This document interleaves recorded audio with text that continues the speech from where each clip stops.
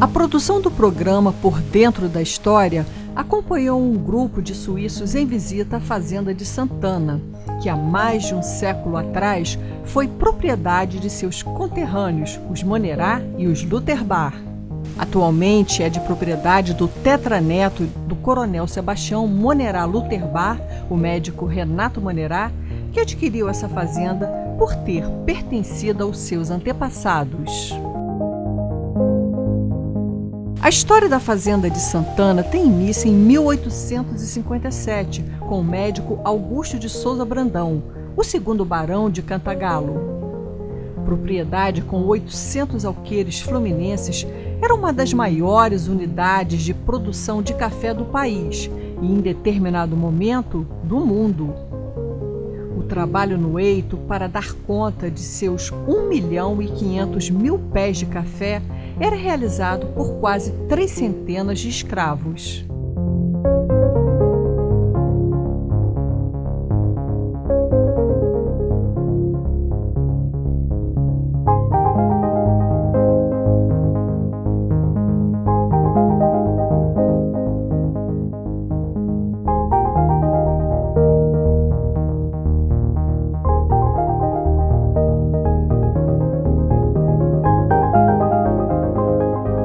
Em Cantagalo, o auge da plantação de café foi entre as décadas de 1840 e 1870, apresentando a partir de então um declínio em todas as fazendas cafeeiras. Quando o segundo barão de Cantagalo falece, deixa a fazenda de Santana bem endividada. O seu filho, Augusto Brandão Filho, solicita empréstimo a José Eggendorn Monerá para saldar as dívidas da propriedade. Porém, ele não lhe concede o empréstimo e arremata a fazenda em leilão.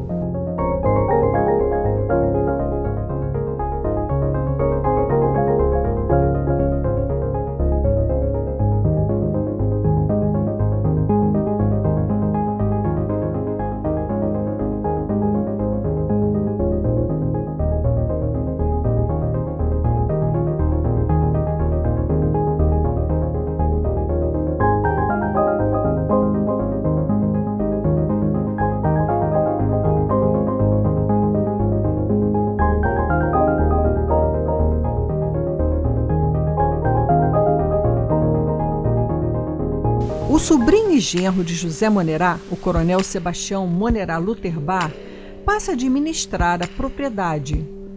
Sob a sua gestão, a fazenda de Santana, além do cultivo de café, passa a se dedicar à lavoura branca, à fabricação de farinha de mandioca, fubá de milho, polvilho, rapadura, melado e aguardente em seu engenho com moenda de cana. Possui um rebanho bovino leiteiro da raça indiana Guzerá, carneiros e suínos da raça inglesa. Investiu em uma fábrica de laticínios produzindo manteiga e requeijão com a marca Fazenda de Santana. Toda a produção da fazenda era escoada pelo trem que ficava apenas a 4 quilômetros de sua sede.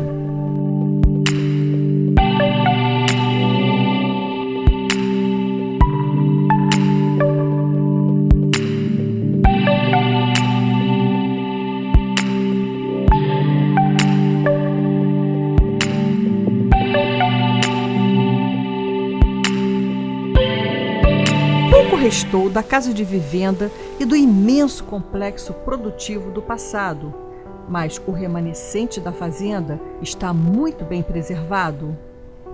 A casa de vivenda, em estilo eclético, tem 2 pavimentos e suas fachadas são apoiadas sobre colunas de alvenaria que exibem a base e capitéis que dão ao casarão leveza e elegância. Na composição da varanda, um gradil de ferro batido entremeado por delgadas colunas em ferro fundido sustenta o telhado. As paredes de alvenaria são decoradas com pinturas e afrescos. A sala ainda conserva o papel de parede importado da França, bem como a pintura original da barra com motivos florais sobre um fundo imitando madeira.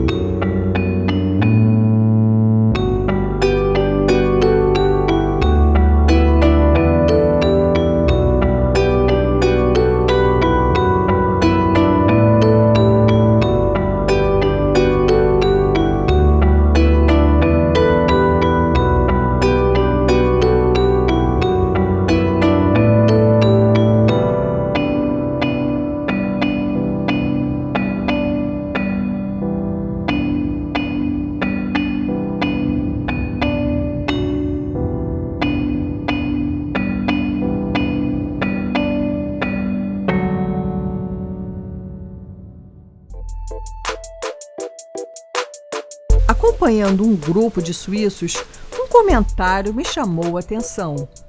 O espanto com a dimensão da propriedade no século XIX. Um deles observou que a fazenda de Santana era maior do que o seu cantão, uma espécie de estado na Suíça. Diante desse comentário, podemos entender por que os colonos suíços abandonaram seus lotes de terras em Nova Friburgo em busca do Eldorado em Cantagalo.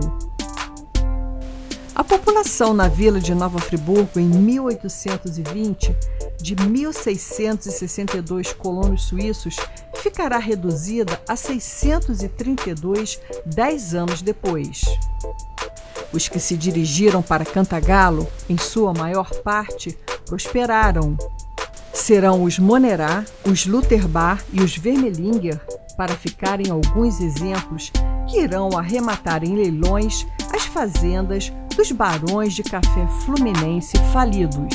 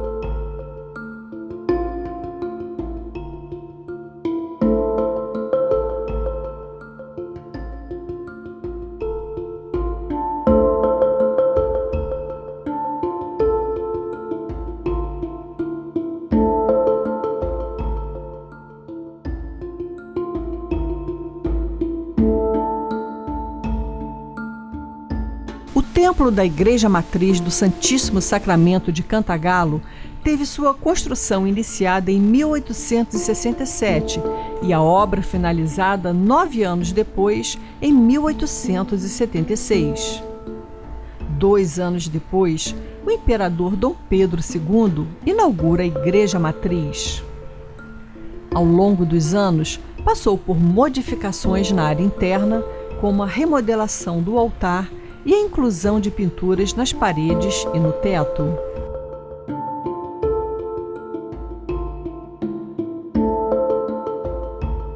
Nos morros, em lugar da floresta, milhares de pés de café. Transcorridas algumas décadas do plantio, terras cansadas, sem adubagem, com cafeeiros velhos e improdutivos, era esse o cenário de Cantagalo no fim do século XIX. A devastação dos morros cobertos de mata virgem para o plantio do café provocou mudanças climáticas, como a irregularidade das estações e menos chuva. Cantagalo padece até hoje com problemas ambientais que se refletem na lavoura dos pequenos produtores rurais.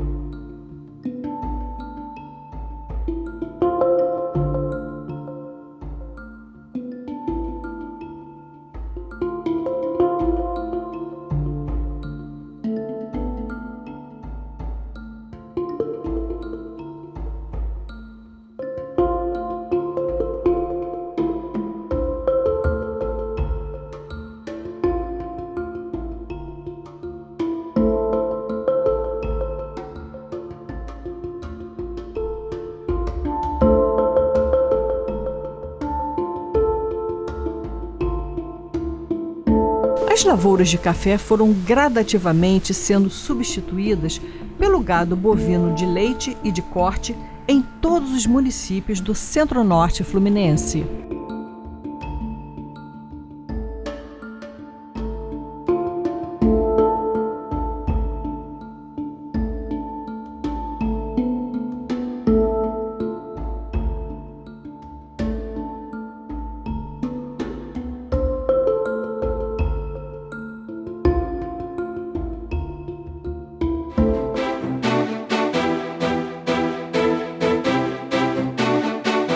E os suíços que vieram para as comemorações do bicentenário de Nova Friburgo chegam à Fazenda de Santana. 2 outros grupos foram para Santa Maria Madalena e Duas Barras para conhecer a região para o qual se deslocaram os colonos suíços em busca de terras mais quentes para o plantio do café.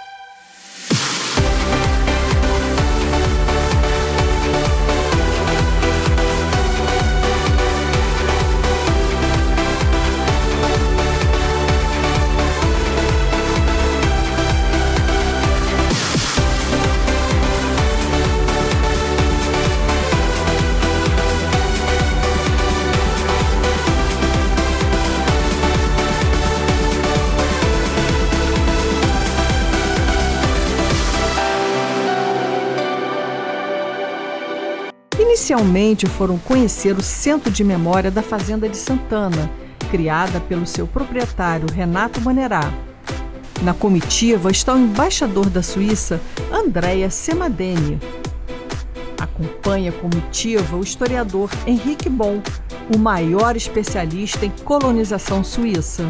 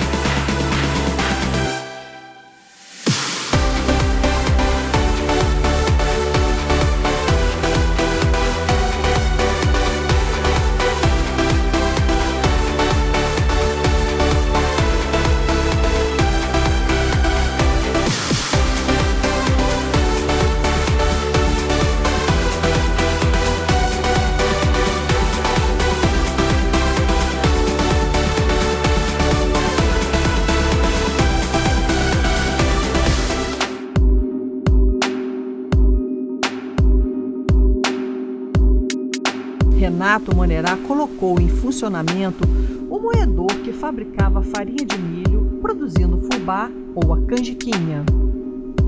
Todos os aparelhos do centro de memória que outrora eram utilizados na fazenda estão em pleno funcionamento.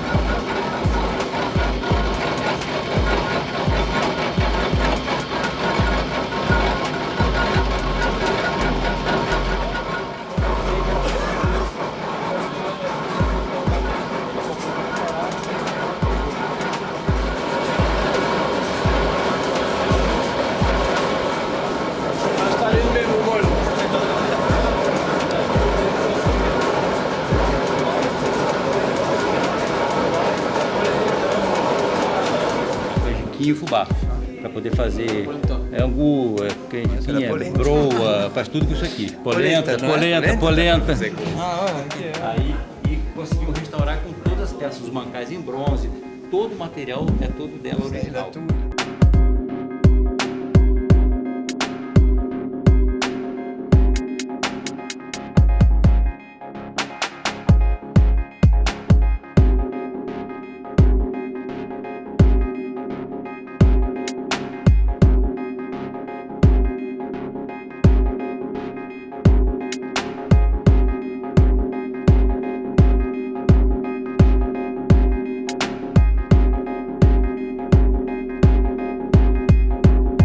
Renato Monerá deu a uma das salas do Centro de Memória o nome de Martin Nicolin, em homenagem ao historiador suíço que escreveu a grande obra A Gênese de Nova Friburgo.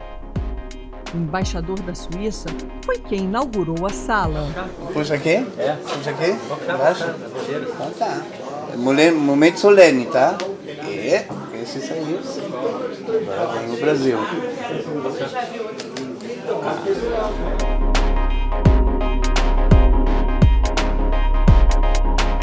O embaixador Andrea Semadeni nos concedeu uma entrevista durante o tour pela fazenda.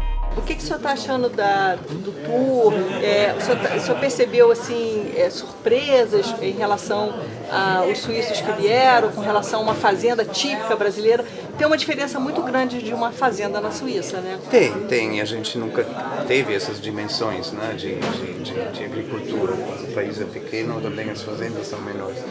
Agora, eu pessoalmente lembro daquelas novelas históricas, né, onde dá para ver esse tipo de coisa. Acho que eles não têm essa referência, mas eu vi a geração nova, está muito interessada no maquinário. Que bacana. Eles estavam realmente acompanhando o que a gente estava descobrindo.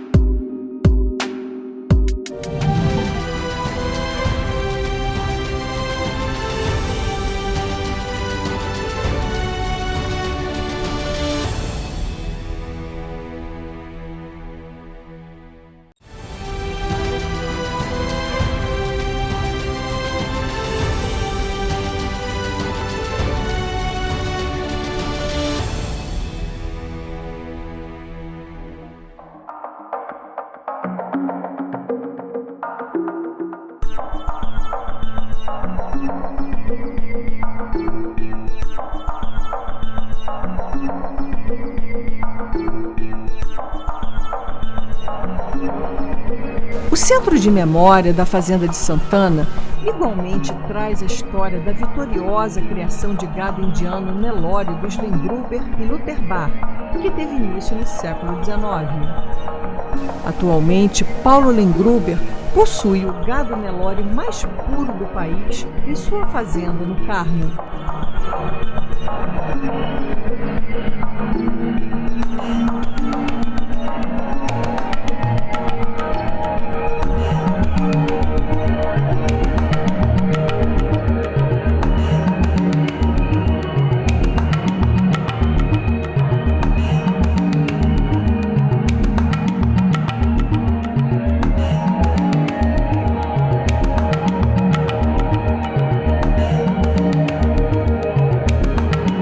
Um descascador de feijão ainda em funcionamento é outra peça que compõe o Centro de Memória da Fazenda de Santana.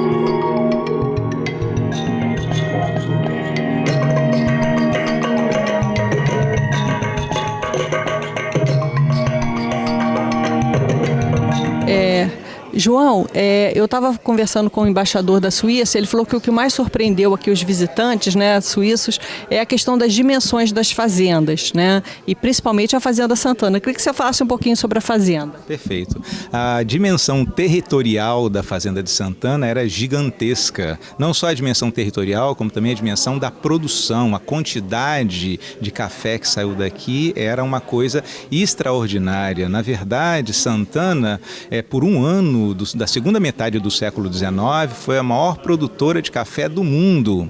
Agora, o que a gente tem que considerar também é que, na perspectiva dos suíços, né, essas fazendas são talvez iguais a pequenos povoados em termos de tamanho, povoados suíços em termos de tamanho, né?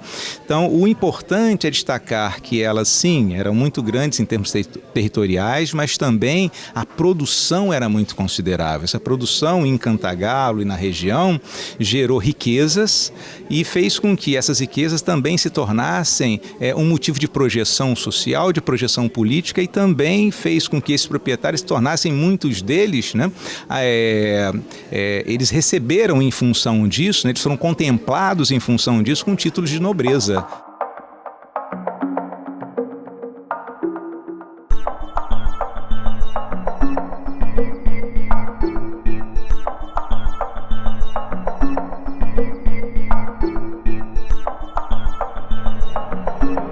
Vale lembrar que essas fazendas, até meados do século XIX, eram totalmente autossuficientes, onde se plantava e se fabricava tudo o que se consumia ou necessitava.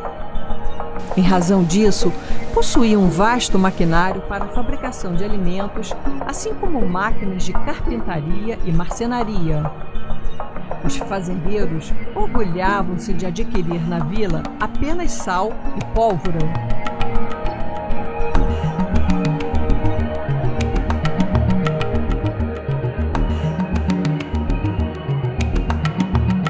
Você é um vermelhinger, né? A sua família saiu da vila de Nova Friburgo para vir para Cantagalo em busca de terras para plantar o café e foram muito bem sucedidos, né? Então você é um exemplo, né, de que a imigração suíça deu certo, né? Não, eu acho que tudo na vida tem altos e baixos, né? Mas todos aqueles suíços que se jogaram a empreender tiveram sucesso no Brasil. Foi uma época muito propícia, né? O café estava em alta e eles, então, substituindo a mão de obra escrava, né, conseguiram organizar e se desenvolver. Muitas das famílias tiveram sucesso e tem muitos exemplos aqui na região.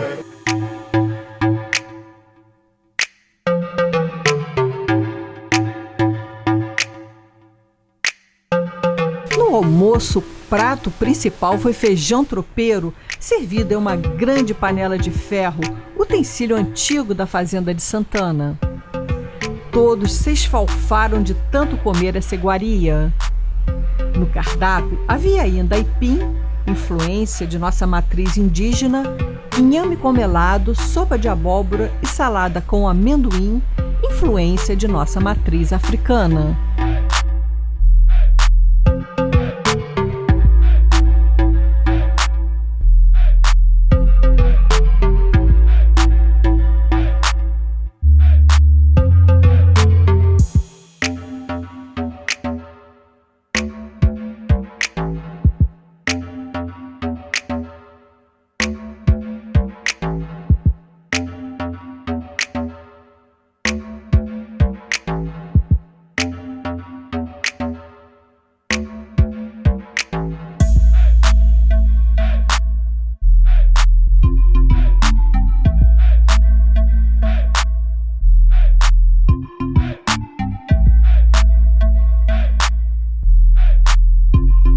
Não poderia faltar a caipirinha feita com cachaça, um destilado nacional muitíssimo apreciado pelos suíços. Além de caipirinha com limão, foi oferecida também com frutas tropicais como manga e abacaxi. Vale lembrar que uma novidade para os suíços é o açúcar proveniente da cana-de-açúcar, pois estão habituados com o açúcar da beterraba, que é muito menos doce.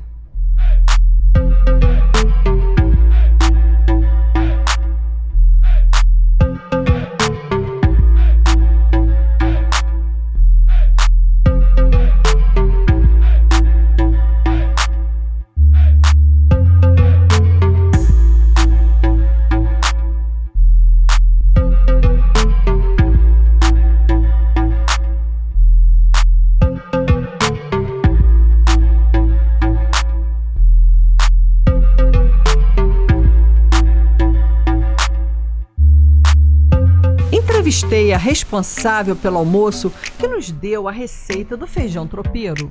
Abel, me explica aí o cardápio. Olha só, de entrada a gente fez uma sopa de abóbora com champignon, que é tudo da terra mesmo. Champignon e palmito pupunha, que é lá de Duas Barras mesmo. E aipim, inhame, batata doce, banana com canela e melado. O inhame e a batata doce você está servindo com melado? Com melado. E estou fazendo um aipim frito também de entradinha aqui. E o prato principal ficou com, tudo bem?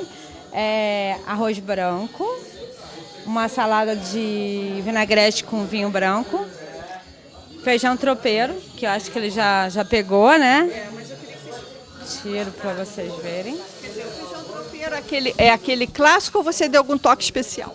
É meu. Gente, ou é... Olha só, deixa eu explicar. Morrendo de vergonha, né? Embaixo tem a base dele que é normal, que é o feijão mesmo, que é feito com tropeiro, que eu faço a carne um tempão antes. Aí em cima eu faço uma base que você pode fazer de tira-gosto também, que é tudo isso que é feito aqui, é tudo de Duas Barras também, que meu cunhado tem um laticínio de linguiça, que é aqui linguiça, onde que os produtos vêm todos de lá. Tudo é feito por nós, não tem nada comprado fora. Tudo aqui é feito. Aí em cima tem alho frito, torresmo, pelinha, tem carne defumada, tem costelinha, tem carne a milanesa, tem a linguiça que é fabricada lá, tem a linguiça defumada. Assim, enfim, sinceramente, um espetáculo de comida. Então a gente vai meter o pratinho aqui, vai pegar o feijão por baixo e fica muito bonita a sua apresentação, né? Obrigada, gostei. Não, Panela de ferro, né? É de ferro e é daqui, da fazenda. Esse aqui tem um sonomono, né? Sonomono, ele na verdade, esse aqui... Pode. Isso é uma releitura, tá? Não é que eu criei, é uma comida japonesa, mas eu fiz do meu jeito. Então, uma releitura minha. Tá? Saladas. E aqui uma salada verde, com amendoim de cebola, que eu mesma faço, tá? Com rúcula, agrião. Tá? Deixa eu tirar isso tudo. Isso aqui é amendoim? Amendoim de cebola. Eu torro o amendoim com alho e cebola. E aqui é um chimichurri, que é um molho pra gente comer com a salada, que é um molho de ervas que ele leva quase 20 dias para ser feito. E tem uma textura linda e é super saboroso. Ele é todo cheio com ervas mesmo, e algumas é plantado no meu quintal mesmo.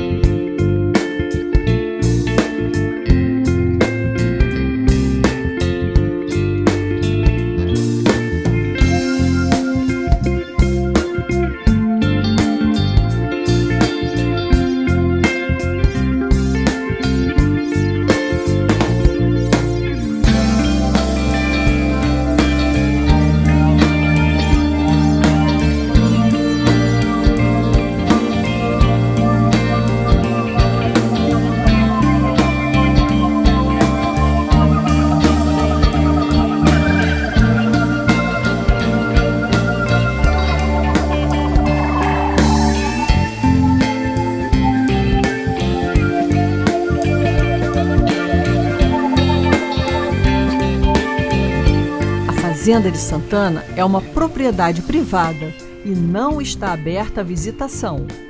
O seu proprietário, Renato Monerá, fez um valiosíssimo centro de memória em suas instalações com objetos antigos e imagens da história e do cotidiano da fazenda, unicamente em atenção à memória de seus antepassados. Em Cantagalo, as fazendas históricas do Império, com exceção da fazenda São Clemente, não estão abertas à visitação pública. Lembrando que Cantagalo foi um dos maiores produtores de café quando o Vale do Paraíba Fluminense se destacava no cultivo desse produto e que representava o principal item de exportação do Brasil.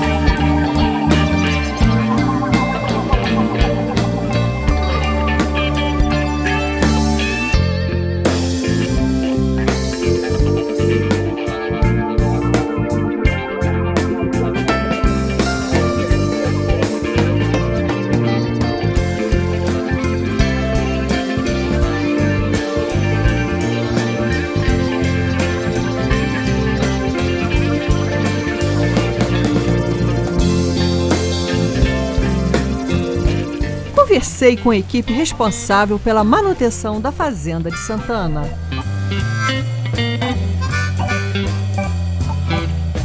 Eu preparei o assoalho, né, todo, que foi trocado, né, e faço mais a parte dos móveis, né, essa parte mais de marcenaria. Né. Você que fez a restauração daquelas peças antigas? Foi eu que fiz. Você fez alguma pesquisa ou você já conhecia essas peças antigas de fazenda? Não, a gente foi trabalhando de acordo com foi trabalhando, foi vendo o que ia fazendo, procurando saber nas outras fazendas, como foi feito, a gente fazendo. A gente chegou àquela conclusão. Aquela peça que debulha favas de feijão, você já conhecia? Não, eu conheci ela aqui só cheguei a restaurar ela. E ela está em funcionamento, se a gente botar feijão ali, tudo funciona. Tudo funciona. Você é aqui de Cantagalo? Sou de Monerá. Monerá? Monerá.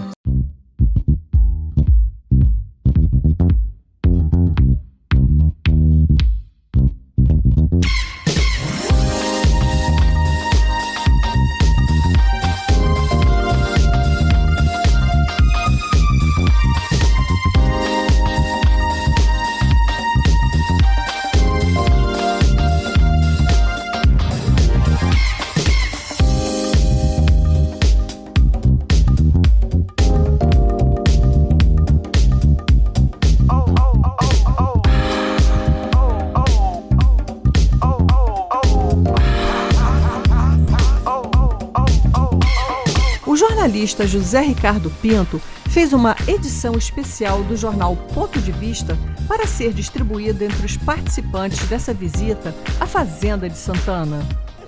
Você fez um jornal especial aqui para a recepção dos suíços na Fazenda Santana. Aí eu queria que você mostrasse, quer dizer, já aqui na fachada a gente tem uma foto antiga de Friburgo, do Debré. Dá uma folheada aí. Até o título, né, em português, de francês. Ah, sim, tá bilângue. Aquela de tentar, de repente, ser show, simpático a ele. Tá bilângue. Né? Como aqui, no caso, até eu fiz questão da página 3 ser em francês, para eles terem noção do que a gente está falando na edição do jornal, que a intenção inicial seria o jornal todo ser bilíngue, mas infelizmente não deu. E aqui no caso, iniciando, uma ideia de como foi a formação, né, da região, falando a respeito do Mão de Luvas. Então, vamos E lá. você fala da rancharia, que é dos Monerá, né? Que daí no caso já o berço dos Monerás. Da primeira fazenda Da que eles primeira adquiriram fazenda. quando vieram para Cantagalo. Isto. E assim até a relação deles em relação aos escravos. E aqui a gente tem uma imagem raríssima, né? Como era. Armazém de café, que a fazenda tinha uma produção de 1.500.000 pés de cafés. Né? Então, vamos dizer, se o Brasil foi o maior produtor de café nessa época, e essa fazenda foi a maior produtora de café do Brasil, então era a maior produtora de café do mundo. Daí aqui a respeito da Fazenda da Glória, no Carmo, do Júlio César Lutherbach, né, que marcou história assim, em termos de agropecuária no Brasil.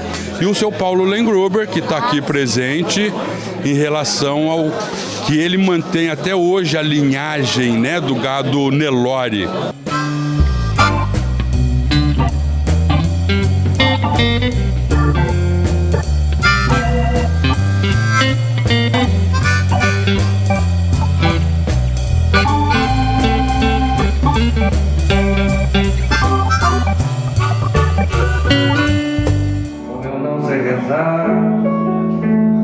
Só queria mostrar meu olhar, meu olhar, meu olhar.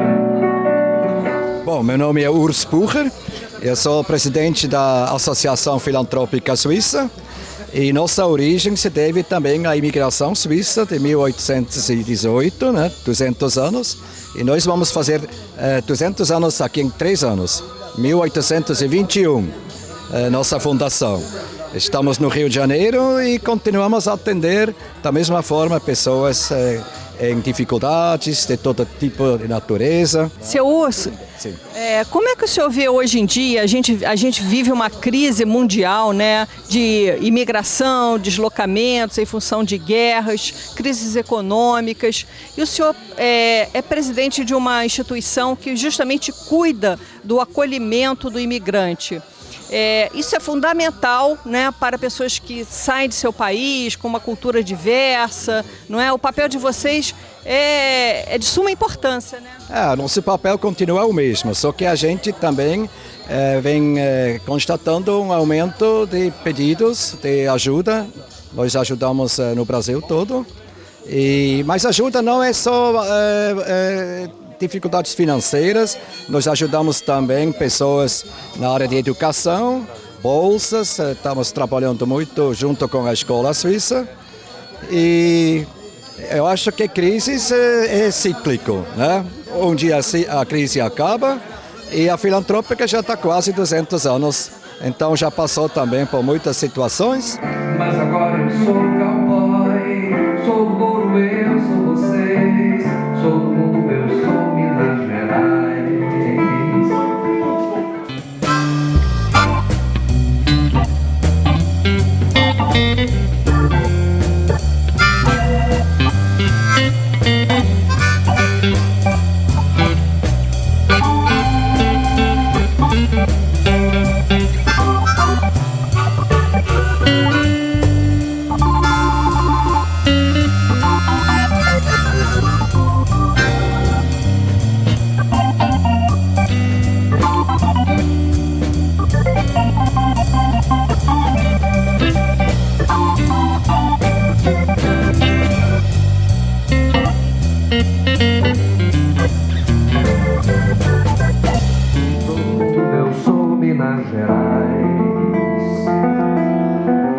Mas agora eu sou cowboy, sou do Douro, eu sou vocês, sou do mundo, eu sou Minas Gerais.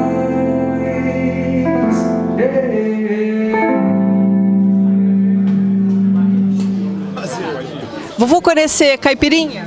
Oui, je connais la caipirinha, oui. Si. C'est la première fois, non? Première fois au Brésil. Si. Caipirinha, non, première fois. En Suisse, vous boivez caipirinha en Suisse? Non, non. Brésil, si. Bien sûr. Pas souvent, moi, alors. La caipirinha est connue en Europe maintenant, en Suisse, les jeunes boivent. Moi, je bois les cocktails seulement quand je suis en vacances. Dans les bars maintenant, on trouve la caipirinha partout. Ah oui, bien sûr. Oui, dans les fêtes, partout les jeunes connaissent la caipirinha. Oui, oui. Ils boivent aussi autre chose. Elle est moins bonne. Ici, c'est la vraie caipirinha, ça. Voilà.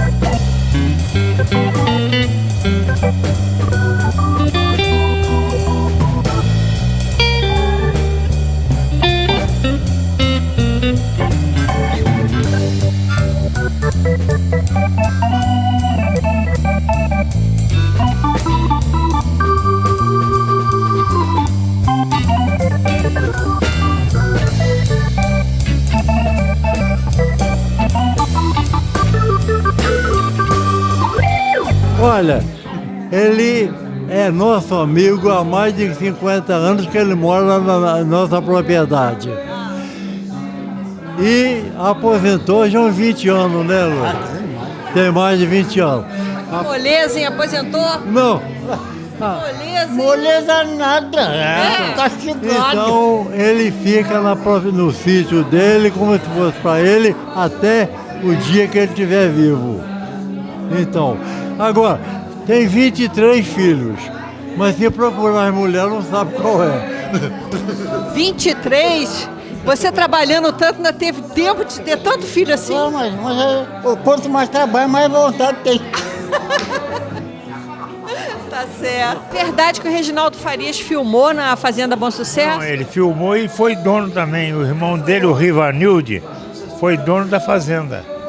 Fez algum filme lá? Foi conhecido? Fez, não é conhecido, não. Você tem medo de lobisomem? Eles fizeram esse filme lá. Ah, rodaram lá na fazenda. Rodaram lá, Essa fazenda é em Cordeiro, né? É Cordeiro, é. Das fazendas antigas que tem na região, no estado do Rio, é a única com 3 pavimentos.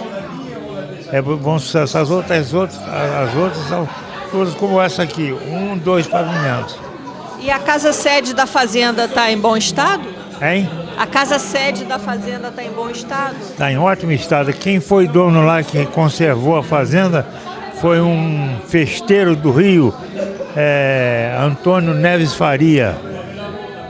Ele faz as grandes festas do Rio. E ele comprou e reformou ela todinha, mas ele sempre ia lá com a mãe dele.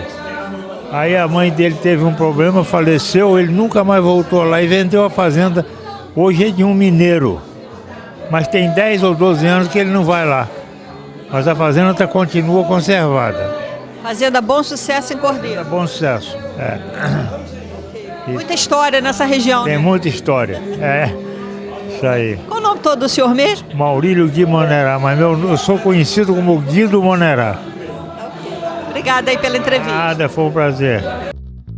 E finalmente entrevistei Renan Pedrosa Monerá Luterbar, um dos futuros herdeiros da Fazenda de Santana. Renan, quando você vem aqui para essa fazenda, seus finais de semana, suas férias, quando você fica aqui e vê esses retratos antigos na parede, de pessoas que um dia viveram nessa mesma propriedade, pessoas até que são da sua família, o que vem à sua mente?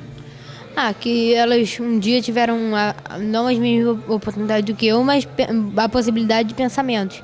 É que também eu penso muito também nessa questão que um dia elas também puderam viver aqui, nessa propriedade.